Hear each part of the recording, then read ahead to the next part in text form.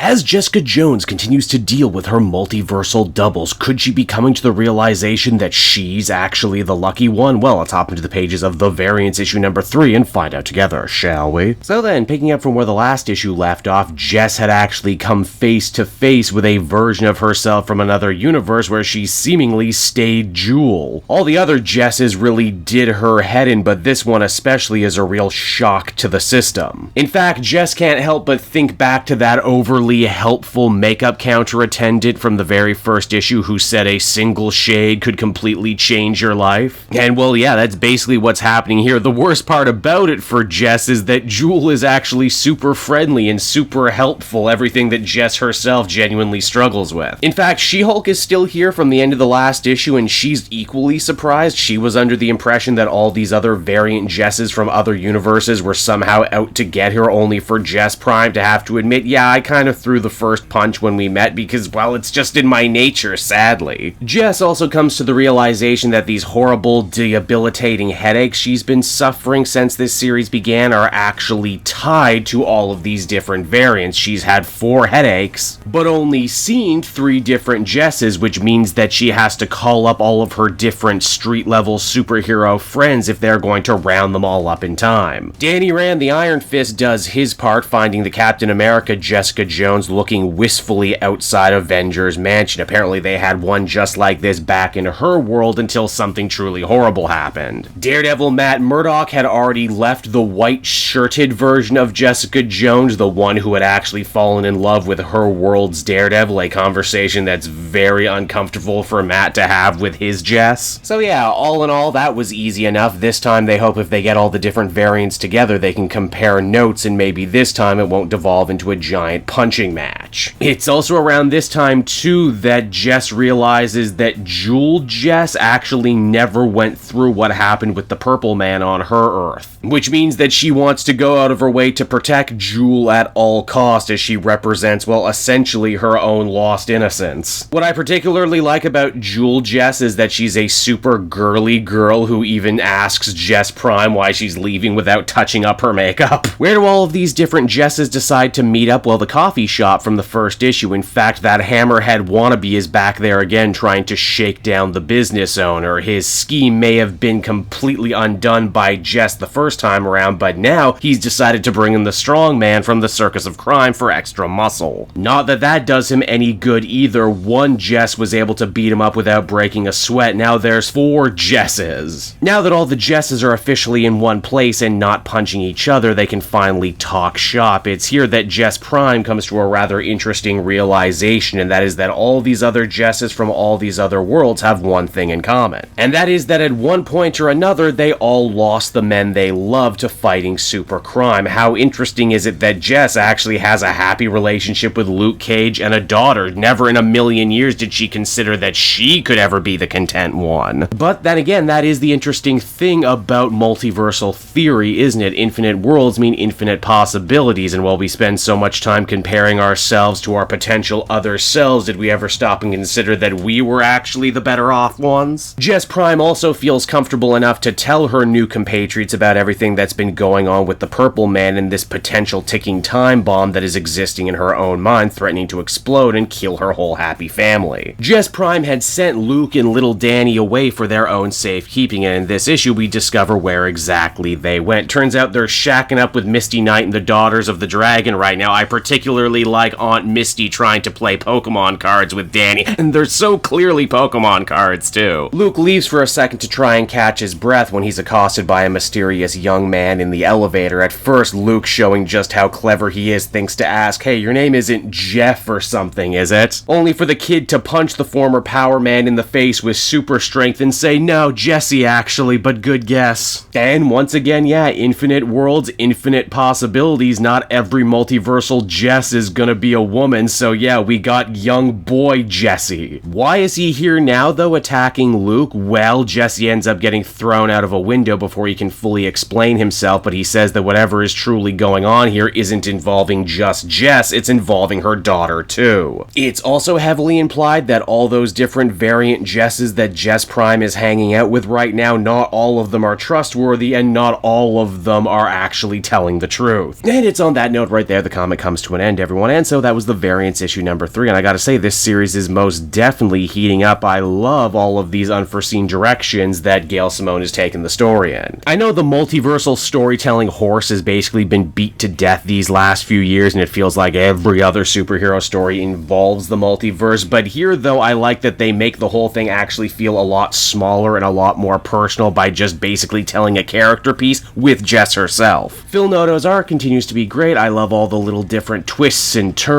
and surprises we're seeing, and with only a couple issues left, I can't wait to see how this all ends up shaking out. Overall, I'd give this one a very well-deserved 8.5 out of 10.